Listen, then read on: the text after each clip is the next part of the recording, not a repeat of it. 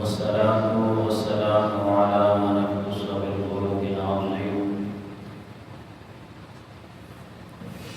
وعلى آله الذين قاموا بنصرة الدين القويم. أما بعد فأعوذ بالله من الشيطان الرجيم.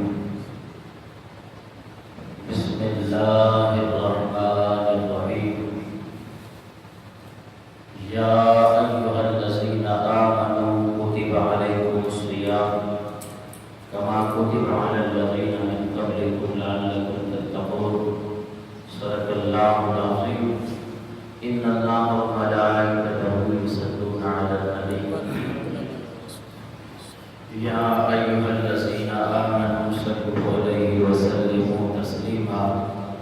محبت کے ساتھ درود صلی اللہ علیہ یا رسول اللہ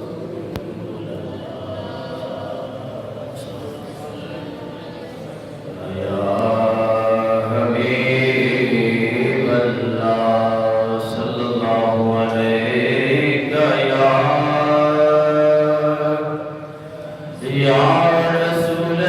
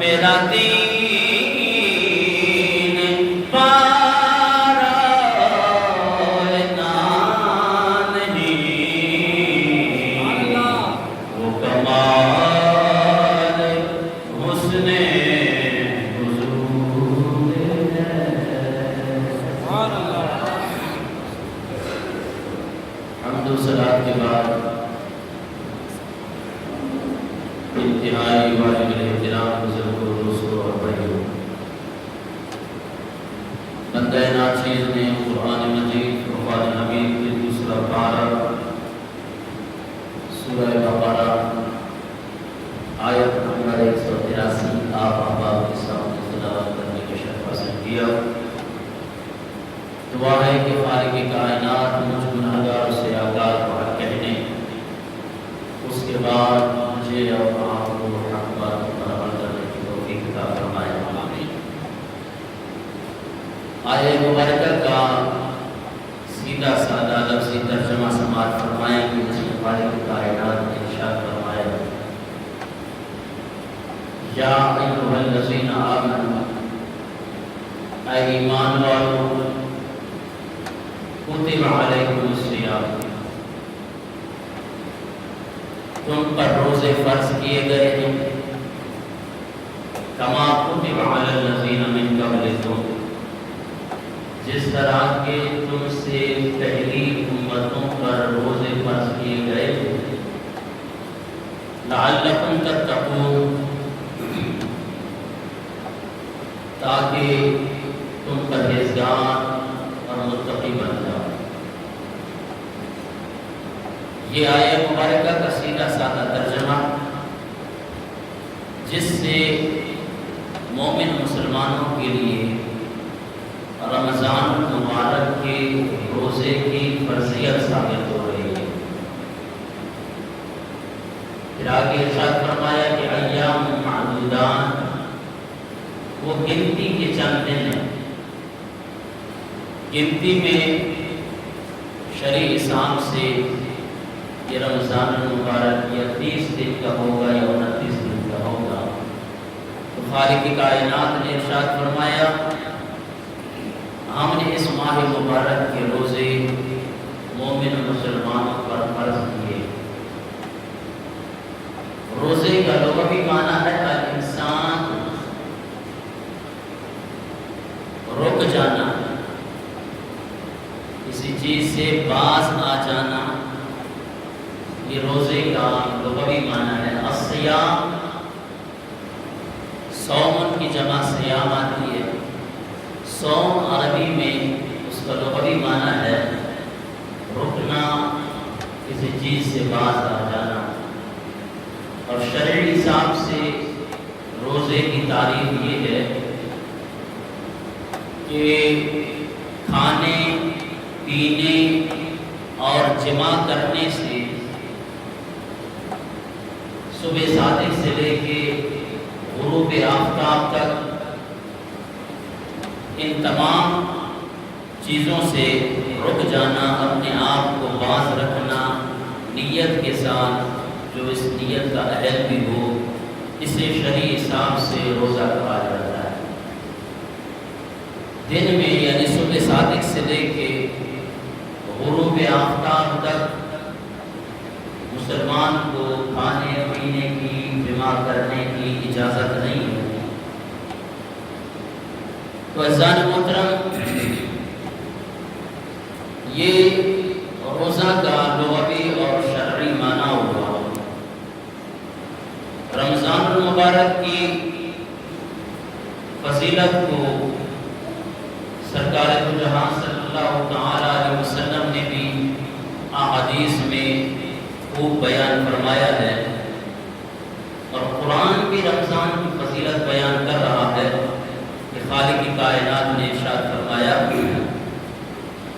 شہر رمضان الذی انزل فیہ القرآن ھدی للناس وبینات من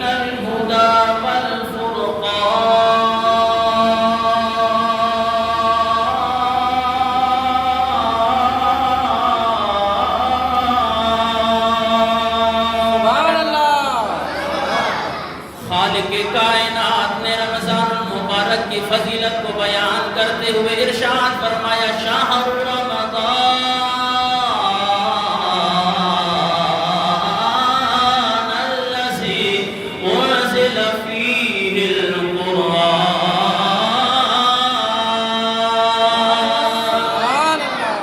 رمضان کا وہ بابرکت مہینہ ہے کہ جس ماہ مبارک میں قرآن پاک کو نازل کیا گیا، خالق کائنات نے ارشاد فرمایا ھدی للناس،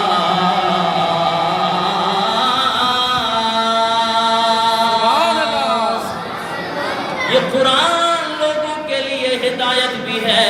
وَبَيِّنَاتٍ مِّنَ الْهُدَى، اور یہ ہدایت کی واضح نشانیوں میں سے ہے، وَالْفُرْقَانِ،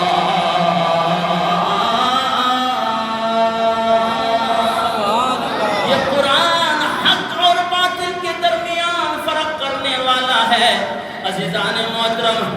رمضان المبارک کی فضیلت احادیث میں بھی آئی، لیکن خالق کائنات نے رمضان کی فضیلت کو بیان کرتے ہوئے ارشاد فرمایا یہ ماہ مبارک وہ عظمتوں والا مہینہ ہے، وہ برکتوں والا مہینہ ہے، وہ رحمتوں والا مہینہ ہے، وہ عظیم الشان مہینہ ہے، یہ شہر رمضان الذی انزل فیہ القرآن۔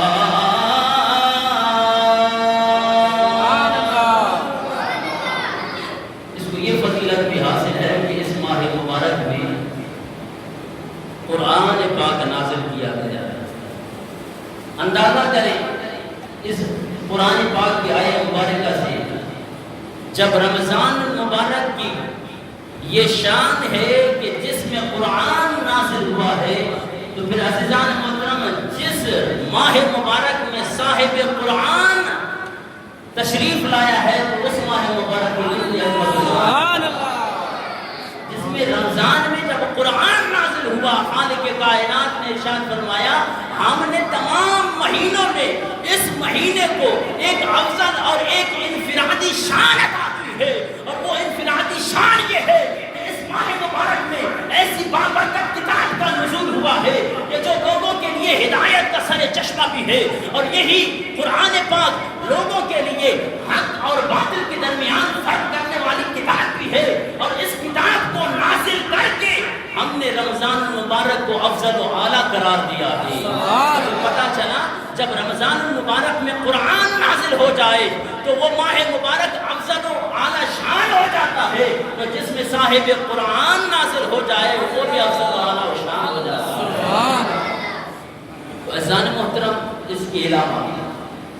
سرکار دو جہاں صلی اللہ تعالی علیہ وسلم نے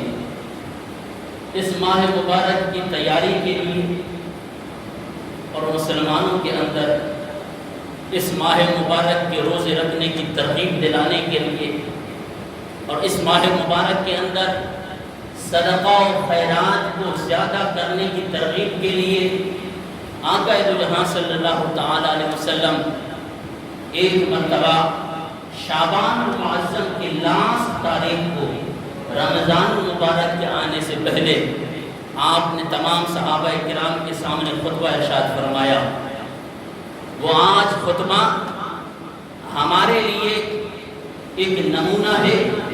اور ہمارے لیے عزیزان محترم یہ نجات کا ذریعہ ہے، لیکن یہ تب ہے کہ جب ہم نبی کریم صلی اللہ تعالی علیہ وسلم کے اس خطبے پر عمل کریں گے، کیونکہ عزیزان محترم قرآن نے مسلمان پر روزے فرض کر دیے اور اس ماہ مبارک کی قدر اور اس کا احترام مسلمانوں پر فرض قرار دیا، لیکن مسلمان باخبر تو ہے، اس سے ایسی بات نہیں ہے۔ مسلمان یہ نہ سمجھے کہ جی ہمیں اس بات کا علم نہیں ہے۔ یہ ڈرامے جو ہے نا مسلمانوں کو بہت کرنے آتے ہیں، وہ اگر علمی یا کوئی دینی کوئی گفتگو ہو، دینی کوئی بات اسے یہ نہیں جو تمہاں کے علم بھی نہ ہے۔ کس مسلمان کو اس بات کا علم نہیں ہے کہ اس ماہ مبارک کے رمضان مبارک کی جو ہے احترام کرنا مسلمان پر ضروری اور لازمی ہے۔ ایک کافر، ایک مجوسی، ایک مشرک، ایک خدا کو نہ ماننے والا، وہ جب رمضان المبارک کا احترام کرتا ہے تو پھر مسلمان پر تو ضروری ہے کہ وہ اس ماہ مبارک کا احترام کرے۔ اور پھر جناب آج کوئی شخص نسوار کا عادی ہے، کوئی شخص سگریٹ کا عادی ہے، مانا کہ وہ روزے نہیں رکھ رہا، وہ گناہ کبیرہ کا مرتکب ہو رہا ہے، اور سرعام وہی مسلمان لوگوں کے سامنے سگریٹ پیتا ہوا نظر آتا ہے، نسوار کرتا ہوا نظر آتا ہے، جناب والا بازار کے اندر گلیوں میں جناب والا وہاں پہ کھاتا ہوا نظر آتا ہے۔ اسے شرم نہیں آتی کہ یہ رمضان المبارک کے مسلمانوں کو احترام کا مہینہ ہے؟ یہاں بات سمجھ نہیں آتی، بات سمجھ آتی پیسوں پہ۔ عزیزان محترم، تو میں عرض کر رہا تھا کہ آقا دو جہاں صلی اللہ علیہ وسلم نے شعبان مبارک کی لاسٹ تاریخ کو صحابہ کرام کو جمع کر کے ایک طویل خطبہ رمضان المبارک کی فضیلت میں اور رمضان المبارک کے اندر صدقہ و خیرات کرنے کے متعلق جو ہے وہ ارشاد فرمایا۔ آئیے وہ خطبہ آپ کے سامنے میں پیش کرنے لگا ہوں۔ ان سلمان الفارسی، اس حدیث مبارکہ کے راوی ہیں حضرت سلمان فارسی رضی اللہ تعالیٰ عنہ۔ آپ فرماتے ہیں کہ قال خطبنا رسول اللہ صلی اللہ علیہ وسلم فی آخر یوم من شعبان۔ بڑی توجہ کے ساتھ حضور نبی کریم صلی اللہ علیہ وسلم کی حدیث مبارکہ سنیں۔ ان بچوں کو باہر بیٹھو۔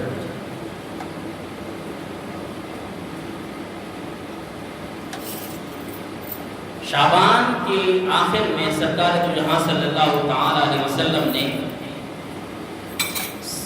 صحابہ کرام کے سامنے خطبہ ارشاد فرمایا۔ فقال یا ایھا الناس، آقا دو جہاں صلی اللہ تعالی علیہ وسلم نے ارشاد فرمایا، او انسانوں، او میرے صحابہ، قد اذلکم شہر عظیم شہر مبارک، ان قریب تحقیق ایک ماہ مبارک تمہارے اوپر سایہ فکر ہونے والا ہے، ایک برکتوں والا مہینہ تمہارے سامنے آنے والا ہے۔ یہ شعبان کی لاسٹ تاریخ کو میرے آقا صحابہ کرام کو خطبہ دے رہے ہیں اور اس ماہ مبارک کی عظمت کو بیان کر رہے ہیں اور پھر ارشاد فرما رہے ہیں، قد اذلکم شہر عظیم، تحقیق ایک ایسا مہینہ عظمتوں والا تمہارے اوپر سایہ فکر ہونے والا ہے، شہر مبارک، وہ برکتوں والا مہینہ۔ سبحان اللہ۔ فرمایا شہر فیہ، اس کی ایک عظمت یہ ہے کہ شہر فیہ لیلۃ خیر من الف شہر، کہ اس ماہ مبارک میں ایک ایسی رات آتی ہے جو رات 1000 مہینوں سے افضل و اعلیٰ ہے۔ سبحان اللہ۔ جو رات 1000 مہینوں سے بہتر ہے کہ آپ اگر اس رات میں 2 نوافل پڑھ دیں تو خالق کائنات 1000 راتوں کی عبادت کا تمہیں ثواب عطا فرما دے۔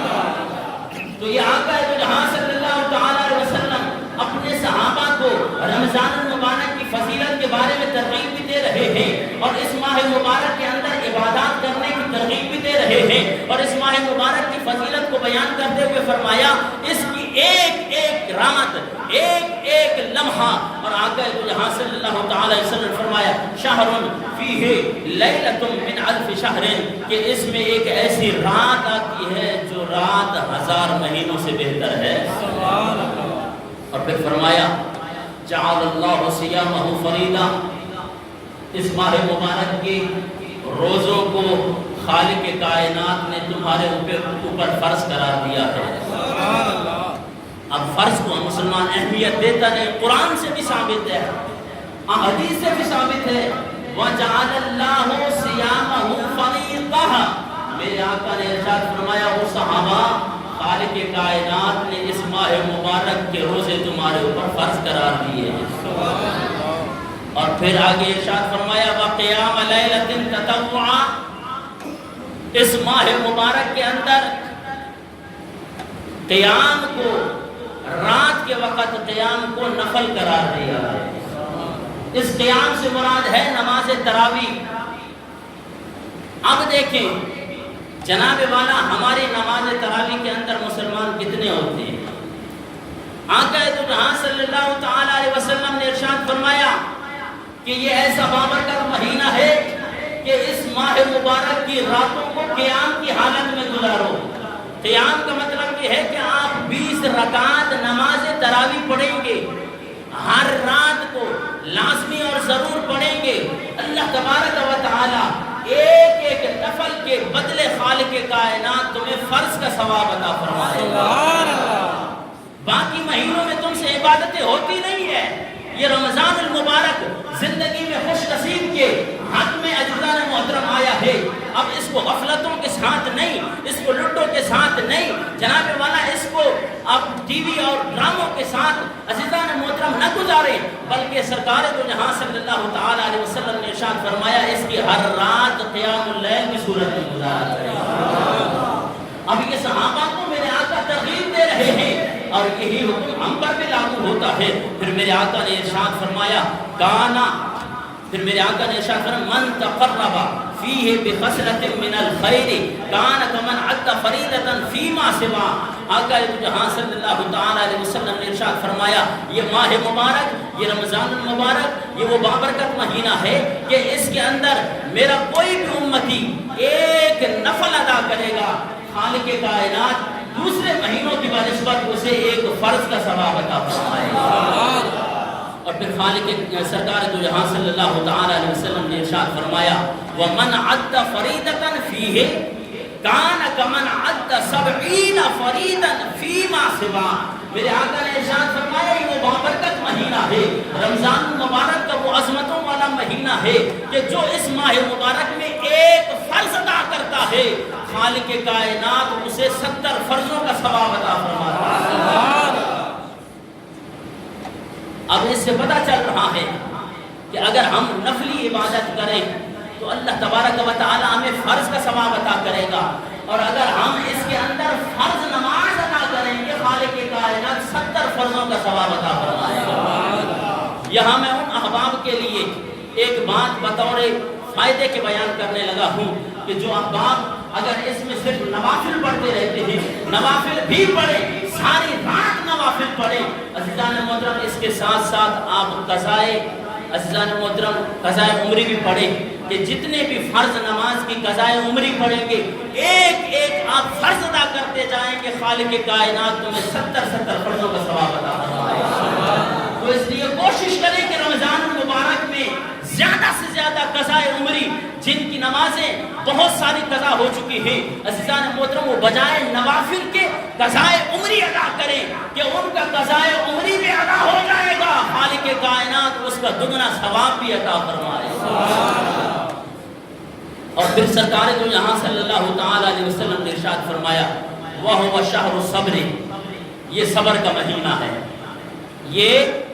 صبر کا مہینہ ہے۔ اور مسلمان بڑا صبر کرتا ہے،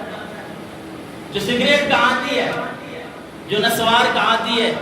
اللہ کے خوف سے اگر اس نے روزہ رکھ بھی لیا نا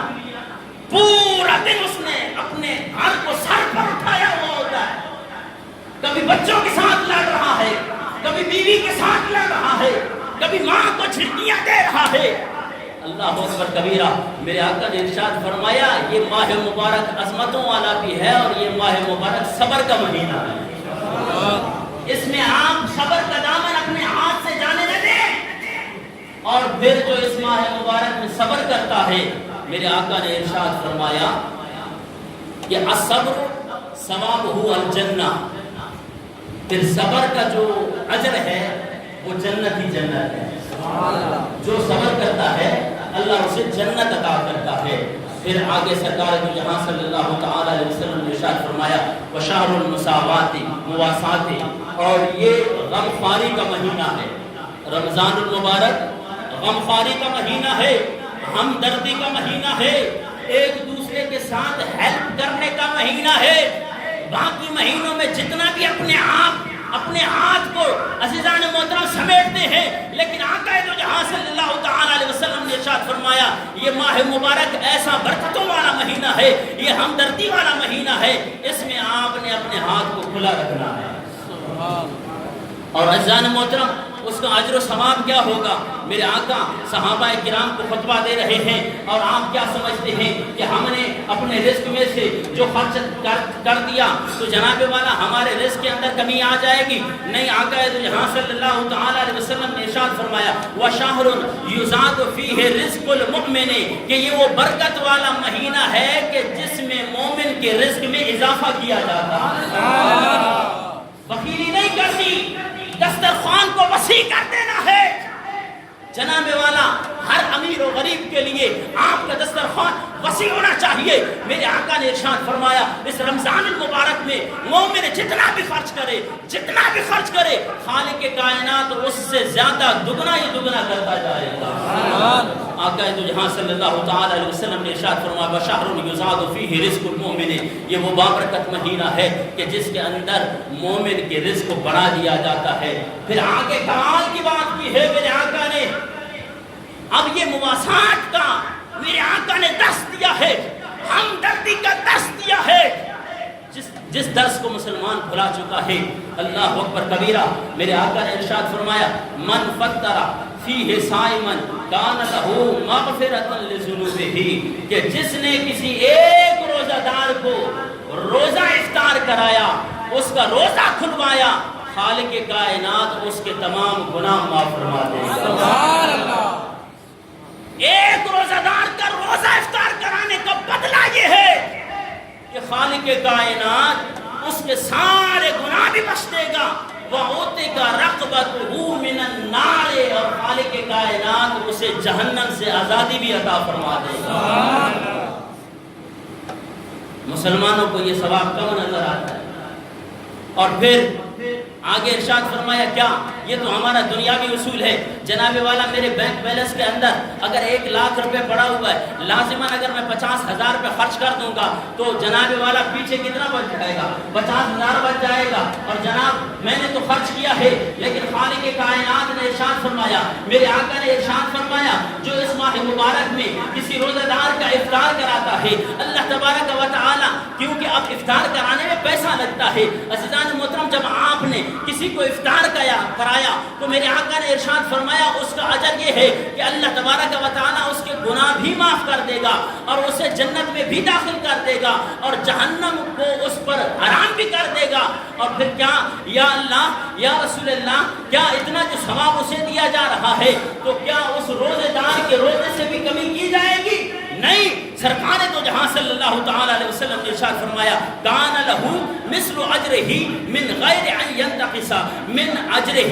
شیء، کہ اس سے کوئی چیز کمی کیے بغیر خالق کائنات اس روزہ دار کو افطار کا ثواب بھی عطا فرمائے گا۔ اور پھر جناب والا، یہ تو تھا امیر طبقہ کے لیے، پھر کیا صحابہ کرام موجود تھے، عرض کرنے لگے قلنا یا رسول اللہ لیس کلنا نجد ما نفطر به الصائم، یا رسول اللہ اگر کوئی شخص ہم میں سے کوئی غریب ہے، اگر وہ افطار کرنے کی طاقت نہیں رکھتا ہے، اس کے لیے کیا اجر و ثواب ہے؟ مسلمان ذرا غور سے کہ جہاں سرکار تو جہاں صلی اللہ تعالی علیہ وسلم نے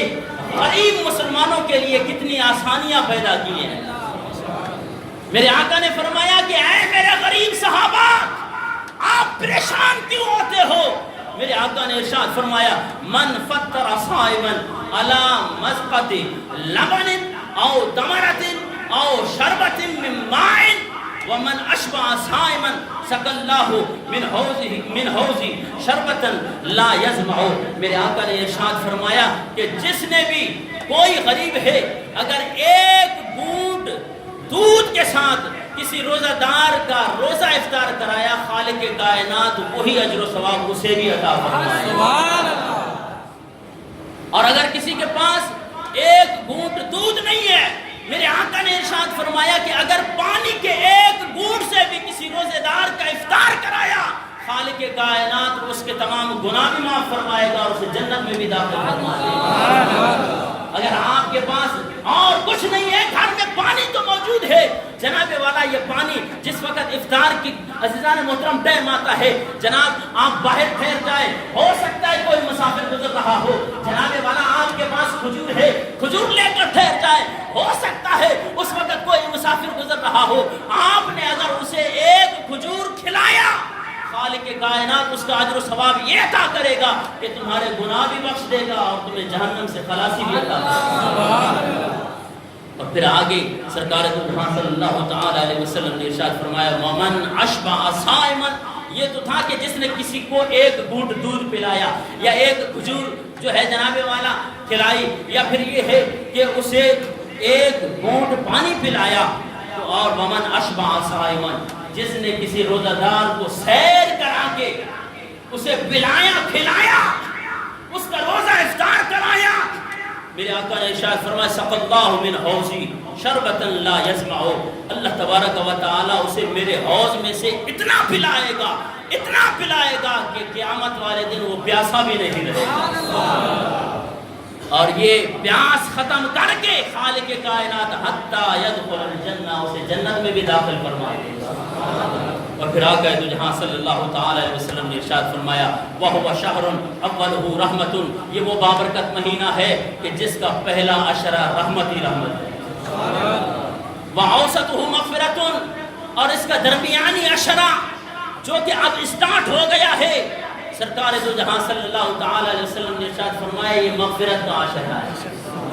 اس میں توبہ اور استغفار کریں، رب کی رحمتیں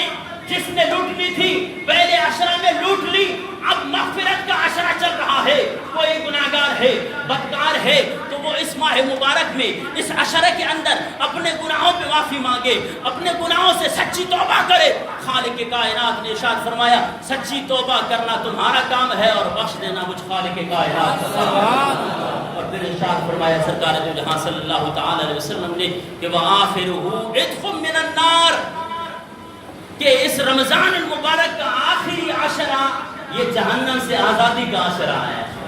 اور یہ جہنم کی آزادی کا عشرہ کیسے ملتا ہے؟ جب آپ سنت مؤکدہ اعتکاف کرتے ہیں، وہ 10 دن کا جو اعتکاف ہوتا ہے، میرے آقا نے ارشاد فرمایا، اور جناب والا اس کے اندر تکلیف تو ہے، آج اگر ہماری مساجد کے اندر اے سی نہ لگا ہوا ہو تو جناب ہمارا مسلمان اعتکاف میں بیٹھنے کے لیے تیار بھی نہیں ہوتا، میں وہاں پہ جا کر بیٹھوں گا جہاں پہ اے سی لگا ہوا۔ عزیزان محترم، صحابہ کرام کے دور میں اے سی تھے، سلف صالحین کے دور میں، تبع تابعین کے دور میں اے سی موجود تھے، انہوں نے اعتکاف نہیں کیے۔ عزیزان محترم ایسی بات نہیں ہے، ہم نے اپنے آپ کو اتنا جو ہے عزیزان محترم کمزور کر دیا ہے، آج بغیر پنکھے کے ہمیں نیند نہیں آتی، بغیر اے سی کے ہمیں نیند نہیں آتی، ہم سہولیات کے پیچھے دوڑ کر عزیزان محترم نیکیوں سے دور ہوتے گئے۔ میرے آقا نے ارشاد فرمایا اس ماہ مبارک کے آخری عشرے میں جو اعتکاف کر لیتا ہے اللہ تبارک و تعالی اسے جہنم سے آزاد فرما دیتا ہے، سبحان اللہ۔ اور پھر آقا دو جہاں صلی اللہ تعالی علیہ وسلم نے لاسٹ میں ایک ایسا عمل بتایا ہے عزیزان محترم، یہ ہر طبقے کے لیے ہے اور ہر صاحب گھر کے لیے ہے۔ میرے آقا نے ارشاد فرمایا وَمَنْ خَفَّفَ عَنْ مَمْلُوكِهِ فِيهِ غَفَرَ اللَّهُ لَهُ وَعَاتَقَهُ مِنَ النَّارِ، اور جو اس ماہ مبارک میں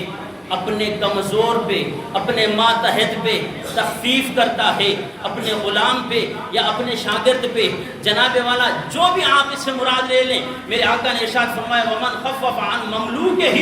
جو اپنے ماتحت پہ تخفیف کرتا ہے، اس کے لیے آسانیاں پیدا کرتا ہے اس ماہ مبارک میں، غفر اللہ لہ، اللہ اسے بخش دیتا ہے، وَعَاتَقَهُ مِنَ النَّارِ،